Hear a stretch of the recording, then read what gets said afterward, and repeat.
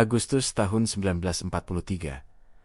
Di lereng sawah yang berkabut di selatan Jawa, suara jangkrik bercampur dengan desir angin malam. Dari kehauan cahaya redup lentera berayun di antara pepohonan bambu, seolah menjadi satu-satunya penanda kehidupan di desa kecil itu. Tapi di balik kesunyian malam tropis itu, ada sesuatu yang jauh lebih berbahaya daripada sekadar ketakutan biasa. Di rumah panggung beratap Rumbia, seorang petani bernama Pak Wiryo duduk di lantai, menatap pintu belakang yang hanya ditutup dengan anyaman bambu. Keringat dingin mengalir di pelipisnya, meski udara malam cukup sejuk. Di sudut ruangan, dua sosok asing duduk diam, kulit mereka pucat, mata mereka cekung karena kelaparan. Seragam mereka compang-camping, dengan lambang kecil kanguru dan mahkota di lengan kiri. Mereka bukan orang lokal. Mereka adalah tawanan perang Australia yang berhasil melarikan diri dari kamp Jepang beberapa hari lalu. Diam saja di sini sampai fajar, bisik Pak Wiryo pelan, hampir tak terdengar. Kalau ada yang mengetuk, jangan keluarkan suara apapun. Salah satu dari dua orang itu, Private John Miller, mencoba tersenyum. Tapi wajahnya menunjukkan lebih banyak rasa takut daripada terima kasih. Ia tak paham bahasa Jawa, tapi nada suara Wiryo sudah cukup menjelaskan.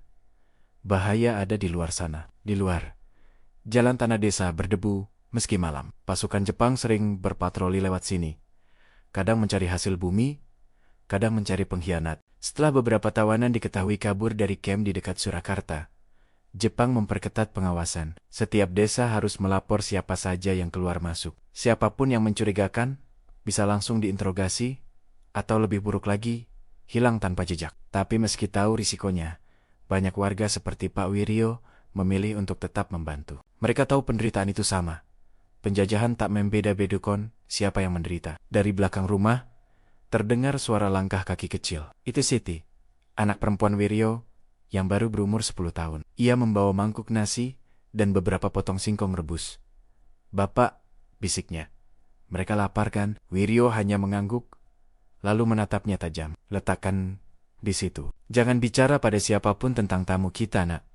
Siti menuruti perintah, menaruh mangkuk di dekat para tawanan yang menunduk penuh rasa syukur. Ia tak tahu siapa mereka, tapi matanya menangkap sesuatu di wajah-wajah asing itu. Ketakutan yang sama seperti yang sering ia lihat di wajah ibunya saat pasukan Jepang datang memeriksa hasil panen. Malam itu, angin membawa suara derap sepatu dari arah jalan utama. Pasukan Jepang lewat, membawa senter dan teriakan perintah dalam bahasa yang keras dan cepat. Lampu lentera di rumah-rumah langsung padam. Setiap keluarga tahu aturan. Jika prajurit lewat, tak ada yang boleh bersuara. Tapi di satu rumah, dua orang asing menahan napas di bawah papan lantai bambu. Sementara seorang petani dan keluarganya berdoa agar malam cepat berlalu. 1 jam berlalu terasa seperti seabad. Akhirnya, suara sepatu itu menjauh. Wiryo menarik napas panjang, sementara keringat dingin masih mengalir di punggungnya. Ia tahu, malam ini mungkin berhasil. Tapi besok tak ada jaminan. Sementara itu, jauh di utara, di pesisir Sumatera, kisah serupa terjadi. Seorang nelayan tua menyembunyikan tawanan Belanda di perahunya, menyamar sebagai pemancing malam. Ia tahu, kalau kapal patroli Jepang melihat sesuatu yang mencurigakan, mereka tak akan bertanya 2 kali sebelum menembak. Tindakan-tindakan kecil seperti inilah yang membuat pasukan Jepang bingung. Mereka tahu rakyat Indonesia menderita di bawah kekuasaan mereka. Tapi tak pernah mereka sangka, rakyat biasa, petani, nelayan, bahkan anak-anak, berani menentang ketakutan demi menolong musuh mereka. Dan bagi orang-orang seperti Pak Wiryo, keberanian itu bukan soal politik atau perang. Itu soal hati nurani. Malam telah berganti fajar di desa itu. Kabut pagi masih menggantung rendah di antara batang-batang padi, menutupi segala jejak yang terjadi semalam. Ayam berkokok dari kejauhan, dan suara langkah kaki mulai terdengar di jalan tanah. Tapi bagi Pak Wiryo dan 2 tawanan yang ia sembunyikan, matahari pagi bukanlah tanda ketenangan, melainkan awal dari hari penuh risiko. Sementara John Miller dan rekannya, Korporal Arthur Van Dyke, masih bersembunyi di balik tumpukan jerami, Wiryo keluar rumah seperti biasa.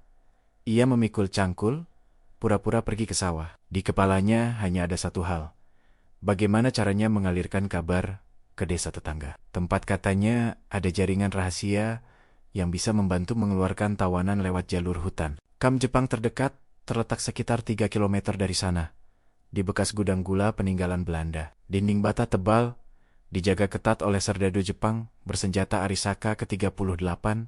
Di dalamnya, ratusan tawanan perang Australia, Belanda, Inggris dipaksa bekerja membangun landasan udara kecil. Mereka diberi sedikit makanan, dan tak jarang disiksa jika dianggap lambat. Di kamp itu, kabar tentang 2 tawanan yang melarikan diri telah membuat Komandan Jepang, Letnan Sato, murka. Ia memerintahkan penyisiran besar-besaran. Desa-desa sekitar dipanggil untuk melapor. Siapapun yang menyembunyikan tawanan, katanya dalam bahasa Indonesia yang patah, akan digantung di depan umum. Ancaman itu menyebar cepat. Banyak warga ketakutan. Tapi ketakutan tak selalu mengalahkan belas kasihan. Dalam diam, beberapa orang mulai bekerja sama diam-diam menyebarkan pesan lewat tanda-tanda kecil. Anyaman daun kelapa di pagar, batu disusun di tepi sungai, atau daun pisang yang dilipat 2 di jalan. Semua punya arti tersendiri. 1 tanda berarti aman lewat, 2 tanda berarti berhenti, ada patroli. Sore harinya, seorang pemuda desa bernama Rahman datang ke rumah Wiryo, berpura-pura membeli singkong. Setelah memastikan tak ada yang melihat, ia berbisik cepat. Aku sudah bicara dengan orang dari Blitar. Mereka punya jalur ke hutan di timur, dekat Gua Kapur. Kalau mereka bisa sampai ke sana, kemungkinan bisa lanjut ke pesisir selatan. Wiryo menatapnya lekat-lekat. Kapan? Malam ini. Tapi hati-hati, Jepang sudah mulai curiga. Ada informan keliling desa. Di dalam rumah, John dan Arthur mendengarkan dengan cemas. Mereka tak sepenuhnya mengerti percakapan itu. Tapi nada suara dan ekspresi wajah sudah cukup untuk membuat mereka tahu ini soal hidup dan mati. Saat malam tiba, Siti menatap ayahnya dengan mata berkaca-kaca. Bapak, mereka akan pergi? Wiryo mengangguk pelan. Iya nak, mereka harus pergi, tapi kita tidak boleh lupa. Apa yang kita lakukan ini bukan salah. Anak itu hanya menunduk, lalu berlari ke belakang membawa sesuatu, sepotong roti kering, dan sapu tangan kecil. Ia memberikannya pada John, yang menerimanya dengan senyum penuh rasa terima kasih. Dalam momen singkat itu, tak ada perbedaan bahasa, ras, atau negara. Hanya rasa manusiawi yang sama, takut dan harapan. Tengah malam, mereka bergerak. Langit gelap, tanpa bulan. Rahman memimpin di depan. Wiryo di belakang membawa lampu minyak kecil yang ditutup kain. Di kanan kiri suara jangkrik bersautan dengan langkah kaki yang nyaris tak terdengar. Namun tak lama setelah melewati sungai kecil, mereka mendengar sesuatu. Teriakan dalam bahasa Jepang, disusul dengan suara sepatu menghentak tanah.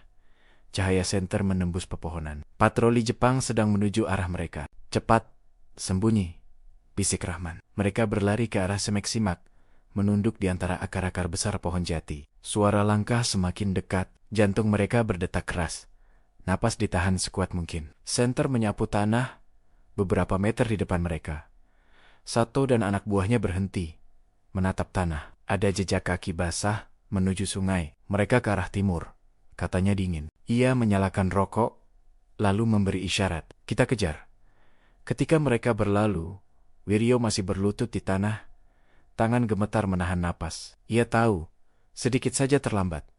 Mereka semua sudah mati malam itu. Dan meski mereka berhasil lolos malam ini, perjalanan mereka masih panjang. Di depan sana, masih ada hutan, sungai, dan entah berapa banyak mata yang mengintai dalam gelap. Pagi mulai merambat pelan di ufuk timur, ketika kelompok kecil itu akhirnya keluar dari jalur sungai. Tubuh mereka basah kuyup, kaki terperosok lumpur, tapi mereka tak berhenti berjalan. Rahman berjalan paling depan, menebis renting-renting kecil dengan golok karatan. Di belakangnya, John dan Arthur terengah-engah.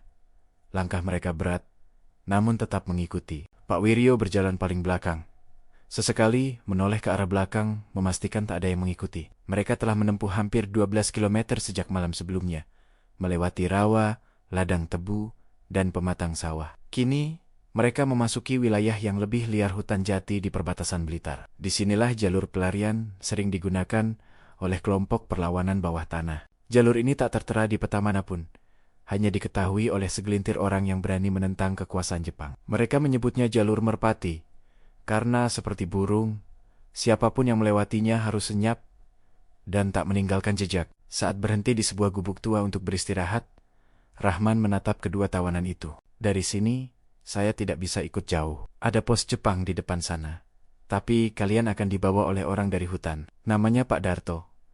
Dia tahu jalan ke gua kapur, katanya perlahan. Arthur mengangguk, mengerti sebagian. Thank you. Terima kasih, ujarnya dengan lidah kaku. Ia menepuk bahu Rahman, sementara John hanya bisa duduk di tanah, memegangi kakinya yang lecet parah. Tiba-tiba, dari kejauhan terdengar suara tembakan tunggal, memecah keheningan pagi. Burung-burung beterbangan dari pucuk pohon. Semua membeku. Wiryo menatap Rahman dengan mata tegang. Itu dari arah sungai, katanya. Mungkin patroli menemukan jejak kita. Tanpa banyak bicara, mereka segera bergerak lagi. Napas berat bercampur dengan aroma tanah basah. Di kanan kiri, pohon-pohon tinggi menjulang menutup sinar matahari. Setiap langkah terasa seperti menembus dunia lain gelap, lembab, dan sunyi. Setelah berjalan hampir 1 jam, mereka tiba di sebuah gua kapur besar. Dari luar, tampak seperti lubang biasa, tapi di dalamnya ada ruang luas dengan beberapa obor kecil menyala redup. Di sanalah seorang pria tua menunggu. Tubuhnya kurus, tapi matanya tajam. Ini pasti orang-orang yang kau bawa, katanya pada Rahman. Kau lakukan pekerjaan baik, nak. Pak Darto nama, yang disebut Rahman, tadi mengenakan sarung dan topi bambu lebar. Dari caranya bicara, jelas ia bukan orang sembarangan. Ia anggota kelompok penyelundup logistik yang diam-diam juga membantu pelarian tawanan ke wilayah pesisir selatan. Kami tidak melawan dengan senjata, ujarnya lirih. Tapi dengan keberanian, Wiryo maju, menyerahkan seikat pisang dan sedikit beras dari karung kecilnya. Ini saja yang bisa saya bantu, katanya. Darto menatapnya dan menepuk bahunya. Kadang yang kecil seperti ini justru paling berarti. John mendekati Wiryo. Matanya berkaca-kaca. Ia merogoh saku bajunya yang kotor, mengeluarkan potongan kertas sobek foto kecil keluarganya di Australia. Ia menawarkannya pada Wiryo. For you. Thank you, katanya dengan suara parau. Wiryo menolak pelan, menggeleng. Simpan saja. Pulanglah ke keluarga. John menatapnya beberapa detik sebelum akhirnya menyimpan kembali foto itu, lalu menunduk hormat. Tak ada kata yang cukup untuk mengungkapkan rasa terima kasihnya. Malam itu, di dalam gua, mereka beristirahat. Darto menyiapkan api kecil, sementara Rahman kembali ke desa. Di luar, suara serangga malam terdengar sayup, seolah dunia sedang tenang. Tapi di kejauhan, kilatan senter dan teriakan samar menandakan bahwa pasukan Jepang masih menyisir hutan. Wiryo memandang langit dari mulut gua, melihat bintang-bintang yang muncul di balik celah daun. Ia tahu, setelah malam ini, ia harus kembali ke rumah seolah tak terjadi apa-apa. Ia tak akan pernah tahu apakah kedua tawanan itu akan selamat. Tapi di hatinya, ada sesuatu yang berbeda. Ia merasa bebas, meski hanya dalam diam. Dan di tempat lain, di seluruh Jawa dan Sumatera, ratusan rakyat biasa melakukan hal yang sama. Tanpa senjata, tanpa pangkat, mereka melawan dengan cara paling sederhana. Memilih berbuat baik, bahkan ketika takut. Beberapa hari kemudian, Letnan Sato menerima laporan bahwa 2 tawanan berhasil lolos menuju selatan. Ia mengamuk, memerintahkan penyelidikan ke semua desa. Tapi tak ada satupun yang bicara. Desa tetap diam, pura-pura tak tahu. Diam yang bukan karena takut, tapi karena solidaritas yang lahir dari penderitaan yang sama. Keberanian itu akhirnya menjadi legenda kecil di antara para tawanan. Mereka menyebutnya The Silent Helpers, para penolong yang tak punya nama, tapi menyelamatkan banyak nyawa. Dan bagi rakyat seperti Wiryo, kisah itu bukan tentang heroisme. Itu tentang manusia yang menolak kehilangan hati nurani di tengah kegelapan perang.